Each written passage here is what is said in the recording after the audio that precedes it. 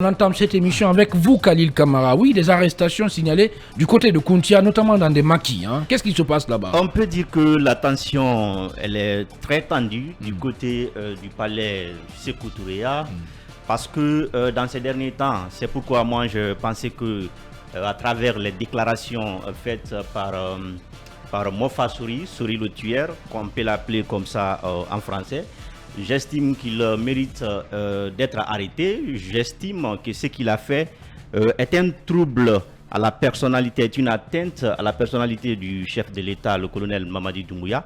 C'est pourquoi aujourd'hui, même si j'ai déploré par endroits... D'accord, avant de parler de Mofa Sori, est-ce que vous pouvez venir au fait? Oui, je reviens au fait. Je reviens au fait, mon cher Omo. Oui. Mais il faut d'abord ressortir la gravité des déclarations faites par cet homme qui s'appelle Sori le tueur. Je disais tantôt qu'il y a eu des arrestations du côté de Kountia dans un bar-café dénommé Arrêté. Alors, une douzaine de personnes ont été arrêtées et l'acte s'est passé le mardi 25 avril 2023.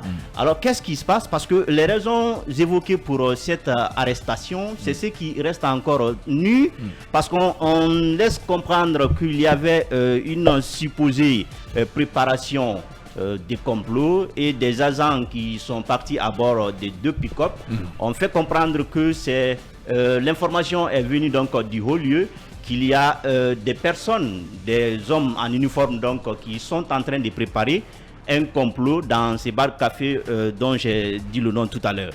Alors 12 personnes au moins ont été arrêtées et ils ont été dirigés donc vers la brigade de recherche de Koya après avoir causé donc beaucoup de troubles dans ces bars. Parce que c'est un bar qui est beaucoup convoité et ce sont des civils qui partent dans ces bars pour se récréer pour leur divertissement et autres. Alors, le jeudi 27 avril dans l'après-midi, notre rédaction, je veux bien parler des Calais News, a fait un tour sur les lieux, mais le bar était encore fermé et les éléments arrêtés n'avaient toujours pas été libérés parce qu'ils n'avaient pas recouvré leur liberté. Maintenant, aux environs de 22 h, encore jeudi, les clients du bar-café arrêté ont quitté les locaux avec les locaux de la brigade de recherche de la gendarmerie de Koya après 72 heures donc de détention. Alors je parlais de Mofa Sori parce que les déclarations de Mofa Sori ont installé la peur dans la cité et surtout ont installé la peur chez le président de la transition. On ne peut pas établir un lien forcément entre les déclarations de ce Mofa Sori et ces arrestations. J'établis un lien. C'est pourquoi je pense que... je pense que... Non, attendez. Allez-y, c'est pourquoi je pense qu'il y a un lien. Moi je fais un lien. Pourquoi je fais un lien? Parce qu'il y a cette déclaration. Vous savez que nous sommes quand même dans un régime militaire.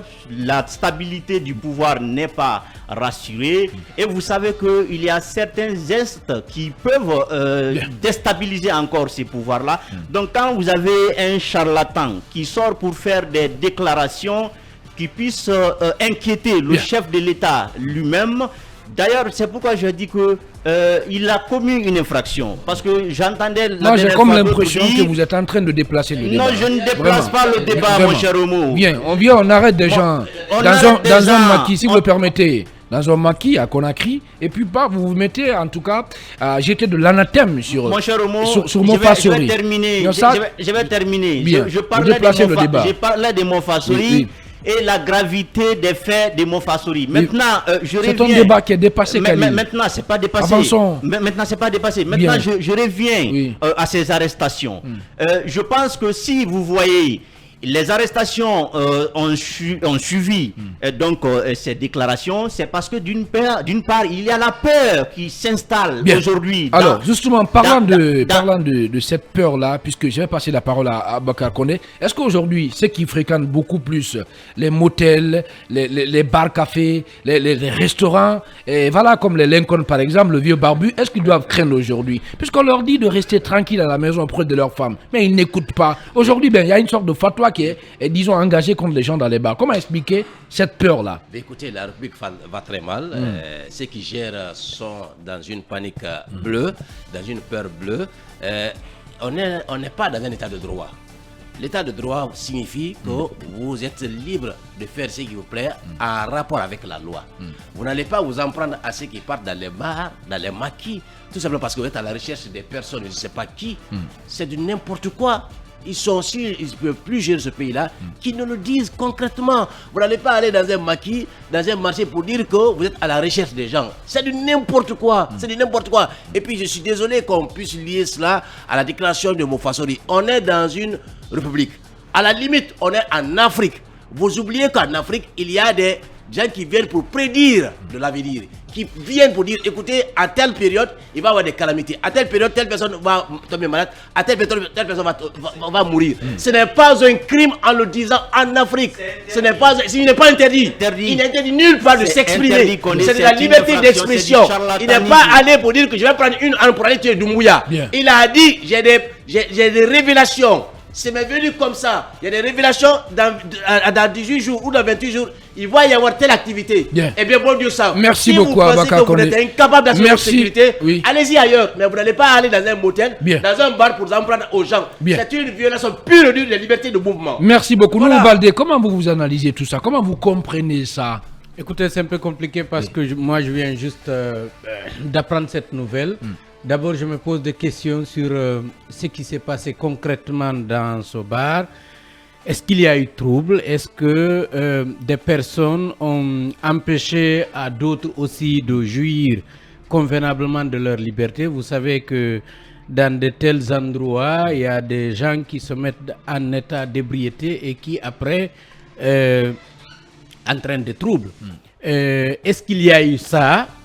Est-ce qu'il y a vraiment eu des gens qui viennent pour comploter? Moi, ça me surprend d'apprendre que c'est dans un bar qu'on vient fomenter un coup. Je ne crois pas du tout. Je pense que si quelqu'un peut tenter même de déloger un préfet, c'est pas dans un bar qu'il vient.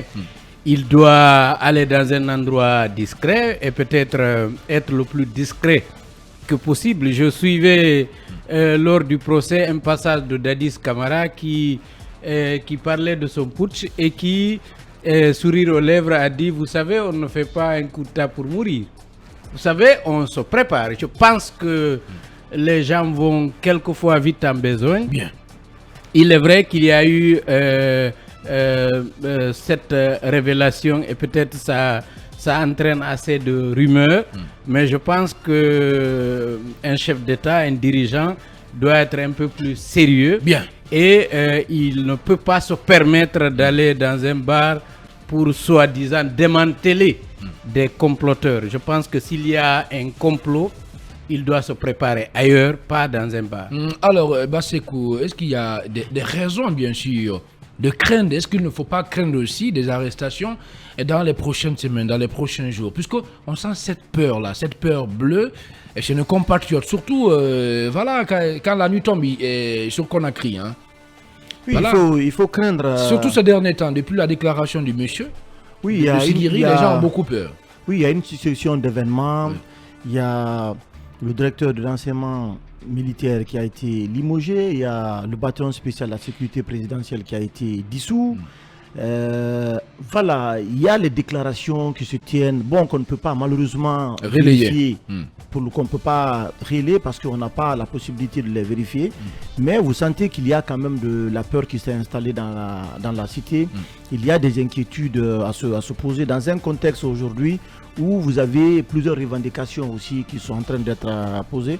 Donc dans un contexte comme ça, eh bien, il faut s'attendre à des arrestations parce que quand on porte des soupçons, notamment sur des gens, eh bien, on est dans un régime d'exception, quelqu'un l'a rappelé, eh bien, on va tout de suite aller à enquêter ceux qui peut-être sont soupçonnés, voilà, de tenter quoi que ce soit. Mais moi, je pense on doit garder la sérénité. La Guinée n'est pas sa première transition. Nous avons connu la transition de 2009-2010 sur le capitaine Moussa Dadis Camara. Ça aussi, on a procédé à beaucoup d'arrestations après les événements malheureux du 28 septembre. Je pense qu'on ne doit pas retomber dans les mêmes erreurs. Beaucoup d'efforts ont été déjà consentis sur le terrain en ce qui concerne aujourd'hui la mise en œuvre du chronogramme de la transition qu'on va aborder tout à l'heure, je pense que tous ces efforts-là ne doivent pas être vains. Moi, je suis pas, en fait, je n'ai pas compris les raisons pour lesquelles on s'est rendu dans ce bar café pour procéder à des arrestations, et je ne comprends pas le lien qui existe entre ces arrestations et les déclarations de Mofassori Khalil. Sincèrement, moi je ne trouve pas de lien. Comme nous l'a dit, si ces gens-là n'ont pas troubler l'ordre public, ne sont pas dans un état second qui a amené donc à des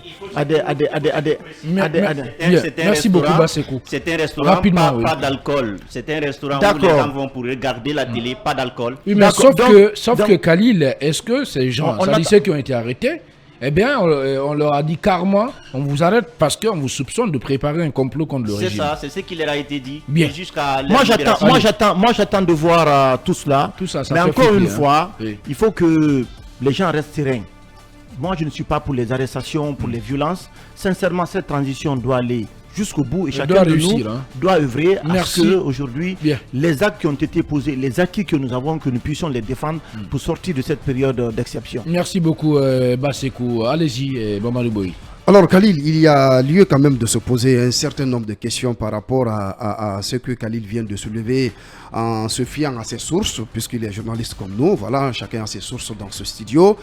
Alors, il faut quand même dire que ce soit les maquis ou les bars, vous savez, c'est des lieux quand même où parfois il y a des incompréhensions, parfois où les gens viennent aux mains, ou parfois il y a des bisbilles qui peuvent, n'est-ce pas, amener les autorités locales sur place, une gendarmerie, une police à côté. Dans ce cas précis, c'est pas de ça il s'agit. Non, attendez. Ne déplacez pas le débat. Je ne déplace pas le débat. Bien. Suivez seulement. Oui. Donc tout cela peut concourir, n'est-ce pas, à ce qu'il y a des descentes musclées sur place pour arrêter telle ou telle personne. Je pense qu'il faut mûrir la réflexion par rapport à ce cas. Mais de l'autre côté, il faut pas moi je ne vois pas trop le lien, comme l'a dit aussi Bassekou, je ne vois pas trop le lien entre ces arrestations et cette sortie de ce féticheur